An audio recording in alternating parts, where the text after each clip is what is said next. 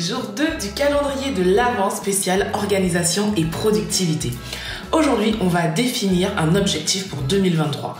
Si tu ne devais garder qu'un seul objectif, quel serait-il? Alors bien sûr, tu sais qu'un objectif doit être smart, spécifique, mesurable, atteignable, réaliste et temporel. Mais aujourd'hui, on va aller un peu plus loin. On va parler déjà dans un premier temps de précision.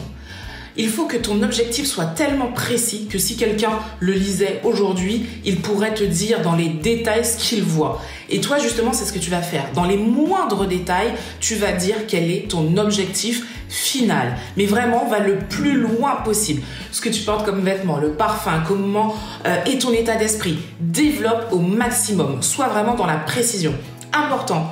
Là, je ne veux pas que tu me dises ce que tu ne veux pas. Non, ça on s'en fout de ce que tu veux pas. Qu'est-ce que tu veux? C'est ça le plus important. Et ensuite, comme je te le disais tout à l'heure, on ne veut pas de négativité. Il faut que tu formules ton objectif de manière positive. Pourquoi? Parce que ton cerveau adore la répétition et en fait, il va s'habituer à cette expression positive que tu vas mettre dedans. Donc, n'hésite pas tous les jours à parler de manière positive et surtout, tu commences maintenant avec cet objectif. Il faut que tu mettes ton objectif au présent, que tu l'incarnes temporellement dans le présent. Alors bien sûr, c'est un objectif qui sera à terme dans un an, mais précise-le au présent. Incarne déjà cet objectif. En gros, ton objectif doit être précis, mais vraiment formulé au présent et de manière positive.